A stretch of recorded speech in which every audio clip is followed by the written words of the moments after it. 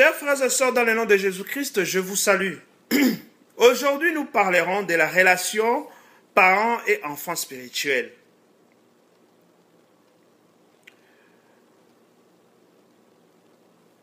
Imaginez que vous tenez un livre. Vous tenez un livre qui contient la recette d'une plante médicinale pour guérir votre cancer. Et qu'en cours de route, ce fameux livre tombe dans une flaque d'eau. Une fois que le livre est sec, la couverture est un peu abîmée, un peu déchirée, quasiment en lambeaux.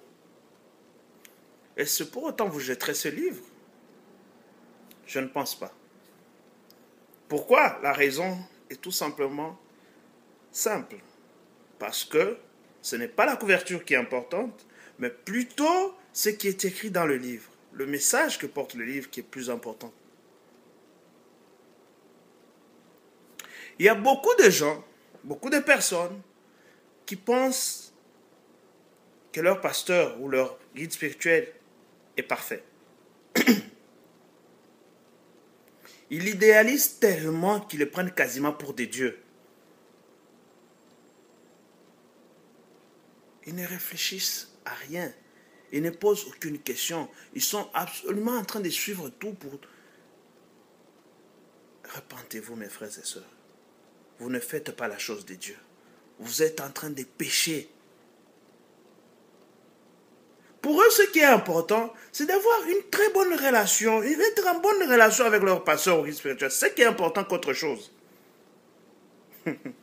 Je suis allé à certaines fêtes de mariage où on ne pouvait jamais servir de boissons alcoolisées, ni mettre la musique communément appelée du monde ou mondain, tant aussi longtemps que le pasteur était dans la salle.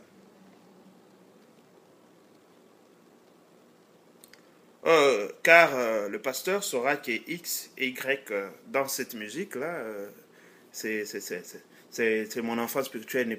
Ils ne peuvent pas danser devant leur pasteur, cette musique-là. Ils ne peuvent pas prendre l'alcool devant leur pasteur. Mais une fois que le pasteur pointe son nez à la porte, on change la musique. Et on sert l'alcool. L'alcool coule à flot. Mais moi, je me pose une question. Est-ce que vous craignez Dieu ou vous craignez le pasteur? Et quand le pasteur est parti là, est-ce qu'il est parti avec Dieu ou je ne comprends pas. Mais c'est bizarre, hein? Vous verrez, certains pasteurs ont déjà compris ça. Ils savent très bien qu'est-ce qui se passe, mais ils entretiennent ça. Ils entretiennent ça très bien. Et vous verrez curieusement, ces mêmes personnes,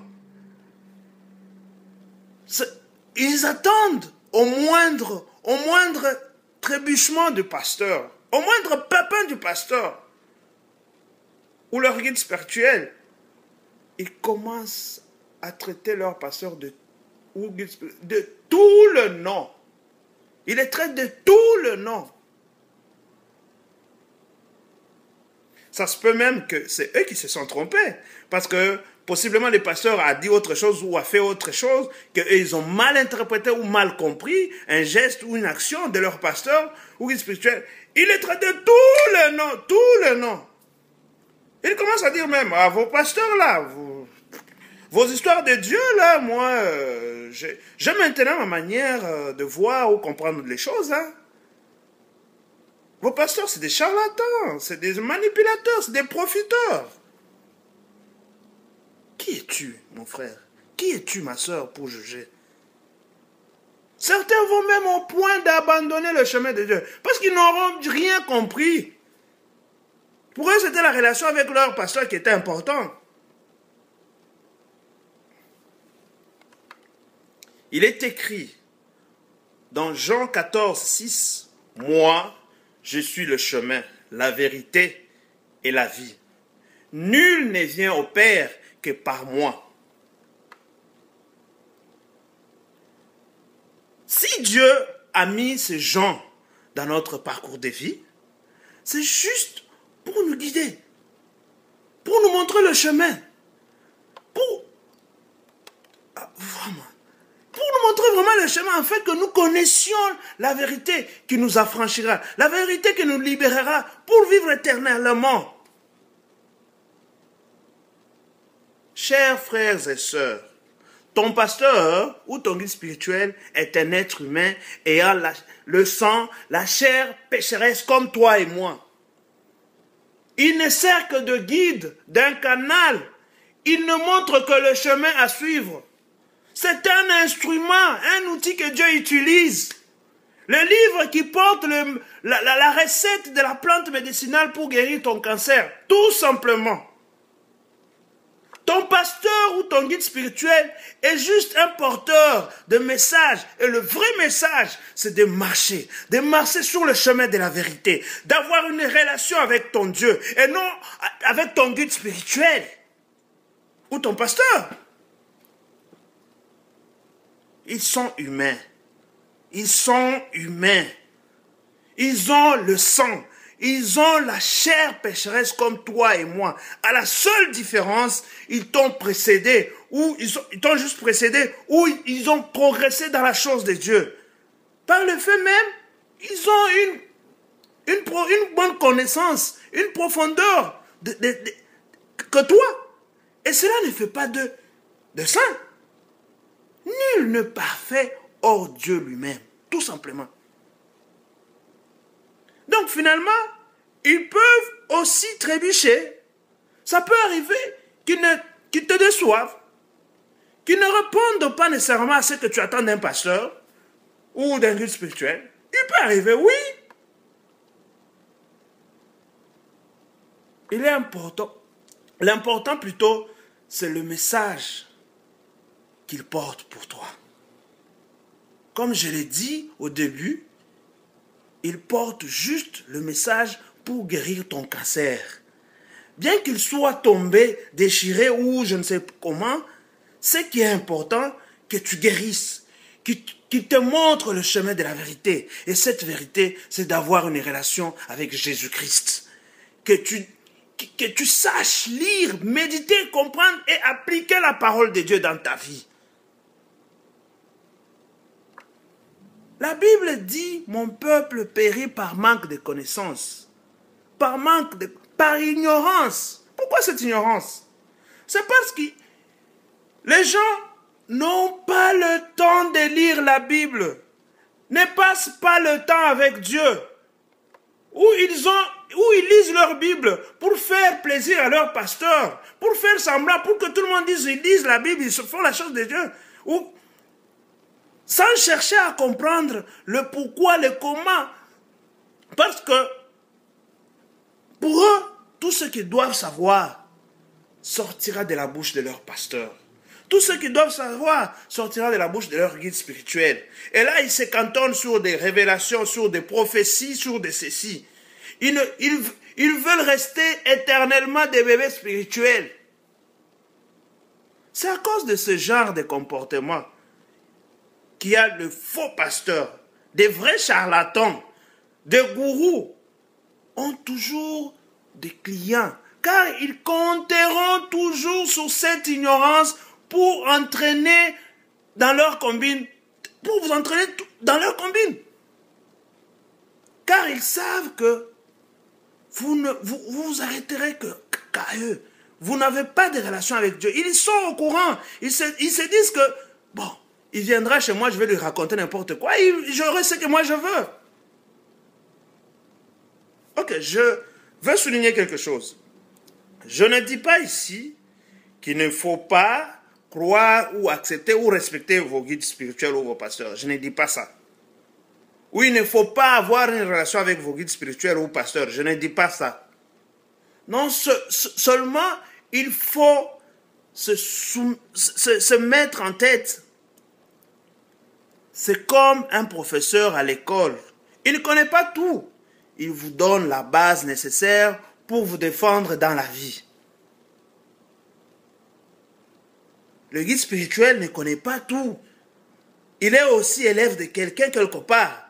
Et nous avons le seul vrai maître, le grand maître, c'est notre Jésus-Christ. Ils nous apprennent tous.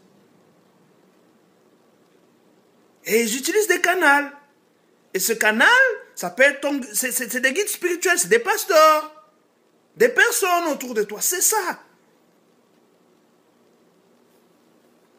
Un guide spirituel ou un pasteur, c'est un parent spirituel. Son rôle est de t'élever spirituellement. Je souligne le mot parent pour dire qu'il te prenne comme un bébé. Il te montre les éléments rudimentaires jusqu'à ce que tu apprennes à voler de tes propres ailes. J'aimerais qu'on regarde nos parents physiques d'une autre manière. Qu'on les regarde autrement. Est-ce qu'ils n'ont jamais commis ou ne commettent jamais d'erreur, nos parents? Et c'est pour autant qu'ils ont cessé d'être parents ou cessé d'agir pour nous rendre meilleures personnes dans la vie? Une autre chose, étant enfant, des fois il nous est arrivé plutôt que nos parents nous interdisent certaines choses ou nous demandent de faire certaines choses. Quand nos yeux d'enfant, qu'on ne comprenait pas ou qu'on ne voulait pas nécessairement faire. Car nous trouvions que ce n'est pas important ou bon pour nous, au point de dire que nos parents ne nous aiment pas. Surtout si les enfants dans notre entourage, les autres enfants plutôt dans notre entourage, ne font pas ce que mes parents me demandent de faire. C'est très difficile. Nous ne comprenions pas ça. C'est en grandissant qu'on a compris. Si les parents nous demandaient de faire telle ou telle autre chose, c'est parce qu'ils nous voulaient du bien. C'est pour notre bien. C'est pour une bonne raison. Peut-être dans le futur, ça pourrait nous servir. Telle chose, telle autre chose pourrait nous servir. Je prendrai juste l'exemple. Des fois, on ne voulait pas se réveiller le matin, très tôt le matin pour aller à l'école. On pleurait quasiment. Mais aujourd'hui là, les gens qui ont été à l'école, ça le savent que c'était pour notre bien. C'est pour garantir notre avenir, entre guillemets.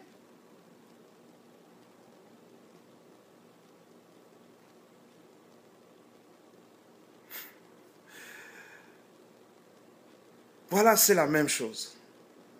C'est la même chose avec nos parents spirituels. Ils ne sont pas parfaits. Ils font de leur mieux pour nous orienter sur le chemin de la vérité. Pour nous éviter certaines erreurs qu'ils ont connues plus tôt, car ils ont une longueur d'avance dans les choses de Dieu par rapport à nous. La relation pasteur ou guide spirituel et brebis, c'est comme la relation parent-enfant physique. Comme nous l'avons dit précédemment, ce sont nos parents spirituels. Comme tous les êtres humains, comme tous les êtres vivants, nous connaissons naturellement les saisons ou les périodes de l'enfance, la jeunesse, puis la maturité ou l'âge adulte. Ces saisons naturelles sont liées au temps et au nombre d'années.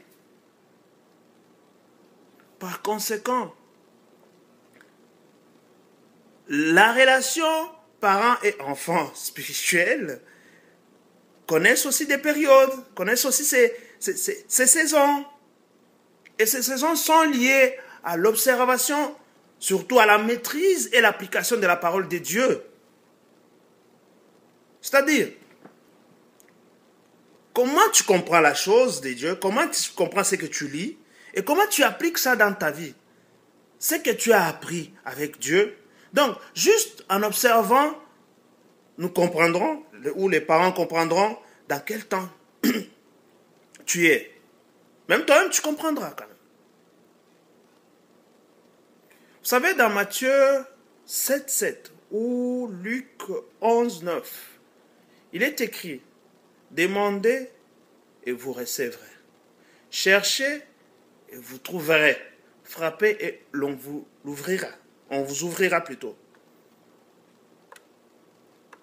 Étant enfants, nous dépendons à 100% de nos parents. Qu'à chaque besoin, nous n'avons qu'à demander. Et les parents donneront toujours.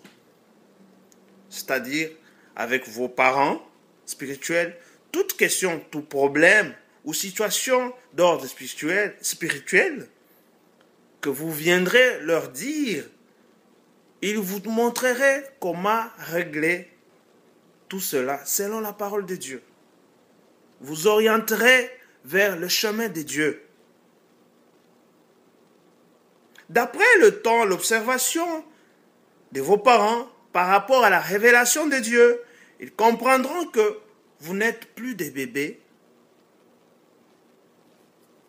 ou enfants et que vous deveniez un jeune. Donc, ce n'est plus le temps de demander, mais plutôt de chercher pour trouver des réponses. Parce que vous aurez déjà appris la base, les bases nécessaires pour répondre à certaines de vos questions. Et maintenant, c'est cette période qui est très difficile, que beaucoup n'arrivent pas à passer. Cette période est tellement difficile que beaucoup ont du mal à passer. Ils préfèrent se faire dorloter tout le temps. Qu'on leur dise ce qu'ils veulent entendre, ce qu'ils ont besoin. Ils aiment ça. Qu'on leur donne toujours des réponses à leurs questions ou solutions comme des bébés spirituels. Ils veulent rester des bébés spirituels éternellement. C'est ainsi qu'ils se sont laissés aller à la tentation du diable et se sont rebellés contre leur pasteur par le fait même, par conséquent même contre Dieu. En étant rebellés, vous laissez l'accès libre au diable qui s'installe tout bonnement et simplement dans vous et il vous fait traiter vos parents ou vos pasteurs de tout le nom dans tous les coins du monde.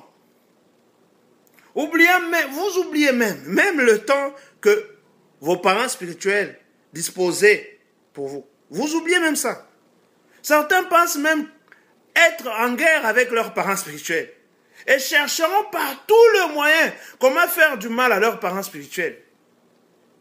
Ils s'étaleraient selon leur compréhension tout ce qu'ils ont, tout ce qui n'était pas parfait ou tout ce qu'ils voyaient d'après leurs yeux physiques qui n'était pas bon. Ils veulent même que tous ceux qui, s'ils sont nombreux, tous ceux qui sont autour d'eux, qu'ils partent. Non, parce que non, c'est une mauvaise personne, il fait ceci.